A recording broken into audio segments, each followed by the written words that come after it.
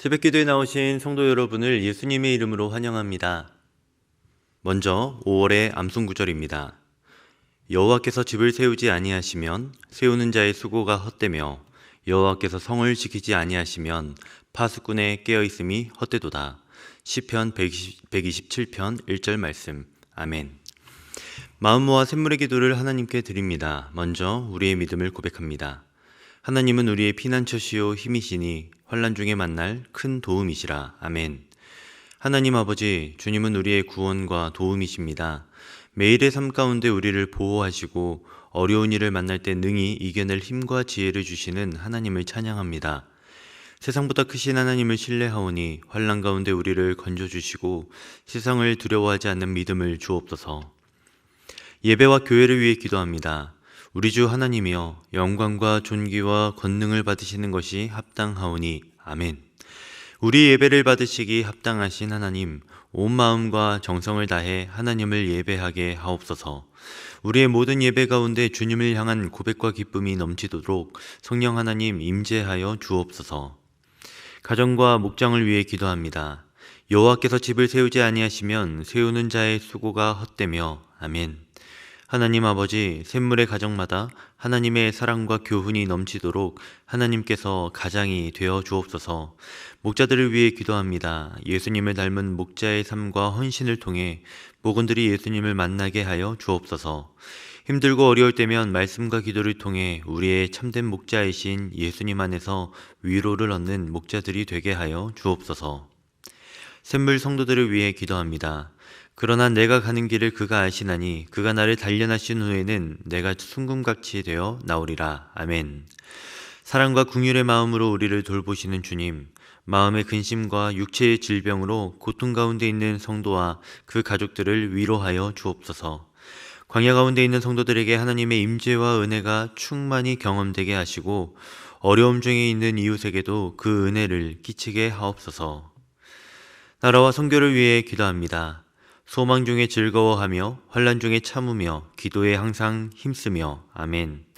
세상을 정의와 공의로 통치하시는 하나님, 세상 모든 나라와 위정자들이 하나님을 경외함으로 국민을 돌보게 하옵소서. 선교를 위해 기도합니다. 열방 가운데 주의 교회를 세우는 선교사역에 부족함이 없도록 선교사님들을 도와주옵소서. 이들의 건강과 자녀들을 지켜주시옵고 무엇보다 말씀과 기도에 전념하며 하나님과 늘 동행하게 하여 주옵소서. 오늘도 믿음 안에서 행복한 하루를 주실 주님을 찬양합니다. 예수님의 이름으로 기도합니다. 아멘. 네, 함께 하나님의 말씀을 보도록 하겠습니다. 레위기 8장 18절에서 36절의 말씀입니다. 레위기 8장 18절에서 36절의 말씀, 함께 말씀을 읽도록 하겠습니다. 또 번제의 수량을 드릴새 아론과 그의 아들들이 그 수량의 머리에 안수하매 모세가 잡아 그 피를 제단 사방에 뿌리고 그 수량의 각을 뜨고 모세가 그 머리와 각진 것과 기름을 불사르고 물로 내장과 정강이들을 씻고 모세가 그 수량의 전부를 제단 위에서 불사르니 이는 향기로운 냄새를 위하여 드리는 번제로 여호와께 드리는 화제라. 여호와께서 모세에게 명령하심과 같았더라. 또 다른 수량 곧 위임식의 수량을 드릴새 아론과 그의 아들들이 그 수량의 머리에 안수하매 모세가 잡고 그 피를 가져다가 아론의 오른쪽 귓뿌리와 그의 오른쪽 엄지 손가락과 그의 오른쪽 엄지 발가락에 바르고 아론의 아들들을 데려다가 모세가 그 오른쪽 귓뿌리와 그들의 손의 오른쪽 엄지 손가락과 그들의 발의 오른쪽 엄지 발가락에 그 피를 바르고 또 모세가 그 피를 제단 사방에 뿌리고 그가 또 그 기름과 기름진 꼬리와 내장에 덮인 모든 기름과 간 꺼풀과 두 콩팥과 그 기름과 오른쪽 뒷다리를 떼어내고 여호와 앞 무교병 광주리에서 무교병 한 개와 기름 섞은 떡 한 개와 전병 한 개를 가져다가 그 기름 위에와 오른쪽 뒷다리 위에 놓아 그 전부를 아론의 손과 그의 아들들의 손에 두어 여호와 앞에 흔들어 요제를 삼게 하고 모세가 그것을 그들의 손에서 가져다가 제단 위에 있는 번제물 위에 불사르니 이는 향기로운 냄새를 위하여 드리는 위임식 제사로 여호와께 드리는 화제라. 이에 모세가 그 가슴을 가져다가 여호와 앞에 흔들어 요제를 삼았으니 이는 위임식에서 잡은 수장 중 모세의 몫이라. 여호와께서 모세에게 명령하심과 같았더라. 모세가 관유와 제단 위에 피를 가져다가 아론과 그의 옷과 그의 아들들과 그의 아들들의 옷에 뿌려서 아론과 그의 옷과 그의 아들들과 그의 아들들의 옷을 거룩하게 하고, 모세가 아론과 그의 아들들에게 이르되 내가 이미 명령하시기를 아론과 그의 아들들은 먹으라 하셨은즉 너희는 회막문에서 그 고기를 삶아 위임식 광주리 안에 떡과 아울러 그곳에서 먹고 고기와 떡의 나머지는 불사를 지며 위임식은 이레 동안 행하나니 위임식이 끝나는 날까지 이레 동안은 회막문에 나가지 말라. 오늘 행한 것은 여호와께서 너희를 위하여 속죄하게 하시려고 명령하신 것이니 너희는 7주야를 회막문에 머물면서 여호와께서 지키라고 하신 것을 지키라. 그리하면 사망을 면하리라. 내가 이같이 명령을 받았느니라. 아론과 그의 아들들이 여호와께서 모세를 통하여 명령하신 모든 일을 준행하니라. 아멘. 네, 레위기 8장은 아론과 그의 아들들이 제사장으로 세워지는 과정을 보여주고 있습니다. 그래서 우린 아론과 아들들이 어떻게 이 제사장으로 세워지는지 거기에 집중하게 되는데요. 그런데 8장의 말씀을 계속 우리가 좀 들여다보면 한 가지 독특한 포인트가 있다는 걸 생각하게 됩니다. 바로 모세입니다. 오늘 본문을 전체적으로 살펴보면 대부분의 문장의 주어가 아론이나 그의 아들들이 아니라 모세인 걸 보게 됩니다. 절반 이상의 절에서 모세가 라는 주어로 시작하는 걸 보게 되죠. 네, 오늘 본문의 주연 배우는 다른 누구가 아닌 바로 모세입니다. 모세는 하나님과 제사장 사이의 중보자였습니다. 모세를 통해 하나님은 아론을 만나 주셨고 또 제사장으로 임명해 주시죠. 제사장 아론과 하나님 사이에 모세가 오늘 있었습니다. 오늘 설교 제목은 그림자 모세입니다. 아론과 하나님을 이어주었던 본문의 모세는 누군가의 그림자였죠. 관련하여서 신명기 18장 15절에서 모세는 이렇게 말했습니다. 내 하나님 여호와께서 너희 가운데 내 형제 중에서 너를 위하여 나와 같은 선지자 하나를 일으키시리니 너희는 그의 말을 들을지니라. 모세는 미래에 자신과 같은 선지자가 나타날 것이라 말하죠. 그리고 신약 성경은 모세의 말을 그대로 인용하면서 그 모세가 말하는 선지자가 누구인지를 밝혀내고 있습니다. 사도행전 3장 22절과 20절을 보시기 바랍니다. 22절은 신명기 18장 15절과 동일한 것을 보게 되고요. 그와 관련해서 사도행전 3장 20절에서 누가는 또 주께서 너희를 위하여 예정하신 그리스도 곧 예수를 보내시리니 라고 이렇게 말하고 있습니다. 이를 통하여서 그림자 모세의 실체는 바로 예수님을 가리킨다라는 걸 생각하게 됩니다. 아론 제사장과 하나님 사이의 중보자 모세처럼 제사장으로 살아야 할 우리와 하나님 사이의 중보자로 예수님이 계셨습니다. 아론을 제사장으로 준비시키고 또 세우고 있는 모세를 통해서 우리를 하나님의 왕 같은 제사장으로 세워가시는 이 예수님의 모습을 찾아볼 수 있습니다. 이 시간에는 그림자 모세의 실체이신 예수님에 대한 이야기를 나누려 합니다. 본문의 모세를 통해 우리가 알고 믿게 되는 예수님은 어떤 분이신지 함께 생각해 보겠습니다. 그림자 모세의 실체이신 예수님은 어떤 분이실까요? 첫째로 헌신을 돕는 분이십니다. 우리 예수님은 저와 여러분의 헌신을 도와주십니다. 우리가 거룩한 제사장으로 살아가려 할 때에 우리가 오직 하나님께 우리가 가진 사랑과 열정을 바르게 쏟아낼 수 있도록 도와주시는 분이 바로 예수님이십니다. 우리의 힘으로 왕같은 제사장으로 헌신할 수 있다 생각할 수 있지만 그렇지 않습니다. 바른 헌신을 위해선 누구에게 헌신하고 어떻게 헌신해야 하는지를 알아야 되는데요. 그것을 예수님께서 우리에게 가르쳐 주십니다. 본문을 보겠습니다. 오늘 본문의 앞부분이라 할 수 있는 18절에서 21절은 제사장으로 세워지는 아론과 아들들이 하나님께 번제를 드리는 장면을 보여줍니다. 그들이 번제를 드릴 수 있도록 그들과 하나님 사이에 모세가 그 제사를 돕고 있죠. 번제는 무엇인가요? 제물을 모두 태워서 하나님께 오롯이 드리는 제사입니다. 전부를 드리겠다 헌신하며 다짐하는 제사가 바로 번제였죠. 나아가 번제에는 자원하여 드리는 감사와 충성의 서약이 담겨 있습니다. 이렇게 제사장이 자원하여서 감사를 표현하는 그 번제의 과정 속에 모세의 지도와 도움이 반드시 필요한 걸 우리가 보게 됩니다. 레위기의 제사를 보면 생각하게 되는 게 있는데요. 그것은 하나님께서 원하시는 제사를 드리는 것이 매우 구체적이고 또 어찌 보면 까다롭다라는 걸 생각하게 됩니다. 조금만 방식과 절차가 틀리게 되면 하나님은 진노하셨고 또 백성들은 두려움에 빠지게 되죠. 하나님께서 까탈스러우신 게 아니십니다.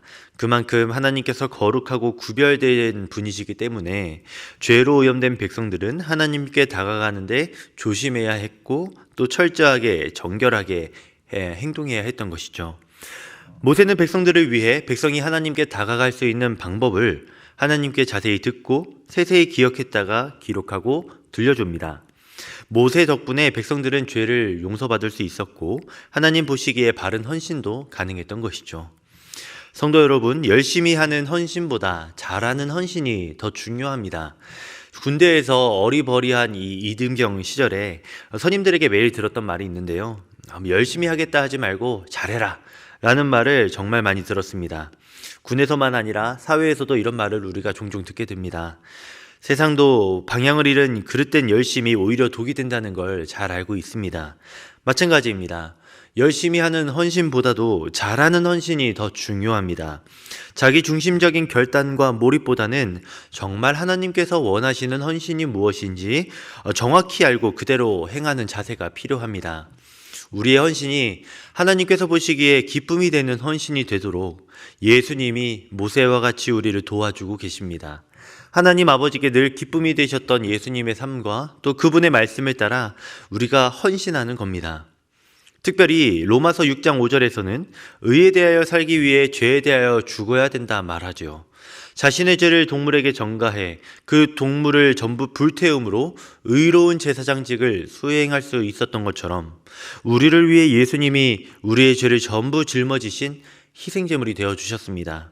그림자 모세는 아론과 아들들에게 이 번제를 드리는 방법을 구체적으로 가르쳐 주었죠.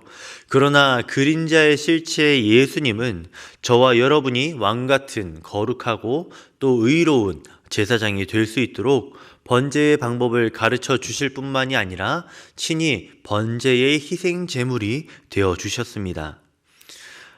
성도 여러분, 베드로전서 2장에서는 베드로가 우리 믿는 성도들이 왕같은 제사장이고 예수 그리스도로 말미암아 하나님이 기쁘게 받으실 신령한 제사를 드릴 거룩한 제사장이라고 말합니다. 모세로 말미암아 아론이 제사장이 될 수 있었듯이 저와 여러분은 예수님을 통해서만 주님께 헌신하는 거룩한 제사장이 될 수 있습니다. 우리가 제사장으로 하나님께 어떻게 헌신하며 살아야 할지 예수님의 삶과 말씀을 통해 늘 배워가시기 바랍니다. 무엇보다 우리의 죄를 전가받은 번제의 희생제물이 되신 예수 그리스도의 중보하심을 기억하며 감사로 헌신하시는 왕같은 제사장이 되시기를 진심으로 바랍니다. 그림자 모세의 실체이신 우리 예수님은 어떤 분이실까요? 둘째로 연결고리 예수님이십니다. 예수님은 하나님과 우리의 연결고리가 되어주십니다. 하나님과 우리 사이에 끊어지지 않는 끈이 되어주시는 분이 바로 우리 예수님이십니다. 우리 힘으로 세상의 어떤 수단으로 하나님과 내가 연결될 수 있다라고 생각할 수 있는데 결코 그렇지 않습니다. 물리적으로 도저히 닿지 않는 절벽과 절벽 사이를 잇기 위해 다리가 필요한 것처럼 죄로 멀어진 하나님과 인간 사이에는 반드시 예수님께서 다리가 되어 주셔야 합니다. 본문을 살펴보겠습니다. 본문의 중반부에 해당하는 22절에서 30절은 제사장으로 세움받기 위해 아론과 아들들이 화목제를 드리는 장면이 나옵니다. 이 화목제사를 누가 집례하고 있습니까? 이번에도 어김없이 모세가 주체가 되어서 제사를 드리고 있습니다. 그런데 이 아론의 제사장 임명식에 등장하는 화목제에서만 특별하게 볼 수 있는 장면이 또 등장하게 됩니다. 바로 피 바름이라는 순서인데요. 구약의 제사안에서 피를 이용하는 장면에 대해 학자들은 흔히 핏뿌림과 피 바름이라는 용어로 구분지어 설명합니다. 핏뿌림은 우리가 여러 제사에서 볼 수 있듯이 희생 제물의 피를 제단 사방에 뿌리는 걸 말합니다. 하나님께서 임재하실 성전과 제단을 거룩하게 하기 위해 생명과 거룩을 상징하는 피를 제단에 뿌렸던 것이죠. 그런데 그 피를 오늘 모세는 아론과 그의 아들들에게 바르고 있습니다. 23절의 말씀을 읽어보겠습니다. 모세가 잡고 그 피를 가져다가 아론의 오른쪽 귓뿌리와 그의 오른쪽 엄지손가락과 그의 오른쪽 엄지 발가락에 바르고. 여러분, 사람의 신체에 피를 바른다는 것의 의미는 무엇일까요? 레위기에는 피 바름의 의식이 기록된 또 다른 장면이 있는데요. 바로 레위기 14장 14절에서 나병 환자가 병이 회복됐을 때 피 바름 의식을 하는 걸 보게 됩니다. 당시 죄를 상징하였던 이 나병에 걸려서 백성들의 그룹에서 이탈되었던 그 사람이, 병자가 회복이 된 후에 다시 공동체에 들어오게 된다면 그는 반드시 하나님과의 관계가 회복되었다는 걸 상징하는 피바름 의식을 거쳐야 했습니다. 그에게 하나님의 생명이 있다는 의미에서 피를 발랐습니다. 이를 통해 우리는 아론의 신체에 피를 바름으로써 그가 하나님과 건강한 관계 안에 있다는 걸, 하나님의 제사장으로서 일할 수 있다는 자격이 있다는 걸 우리에게 보여줍니다. 이제 예수님과 우리의 사건에 대해서 생각해 보죠. 모세가 그러하였던 것처럼 예수님께서도 우리가 하나님과 관계를 회복할 수 있도록 우리의 연결고리가 되어주십니다. 거룩한 사역을 감당하는 제사장이 되도록 우리에게 피를 발라주십니다. 예수님이 우리에게 발라주시는 피는 무엇인가요? 그저 이 땅에 죄의 영향을 받은 동물의 피가 아닙니다. 예수님의 보혈입니다. 영원한 생명의 능력이 있는 보혈의 능력 속에서 저와 여러분은 영원토록 하나님과 관계가 회복이 되었습니다. 모세라는 위대한 중보자를 통해 아론은 대제사장으로서 귀한 사역을 감당했지요. 그렇다면 모세보다 더 위대하신 중보자 예수님이 우리에게 주신 보혈 가운데서 우리는 얼마나 더 귀하게 사역을 감당할 수 있겠습니까? 그런 의미에서 오늘 이 말씀은 왕같은 제사장으로 살아야 할 우리에게 큰 위로가 됩니다. 우리는 모세와 아론과 같은 제사장이 되어야 합니다. 거룩하신 하나님과 죄악으로 물든 세상 가운데서 그들을 화해시키며 연결고리가 되어줘야 하는 부르심을 입었지요.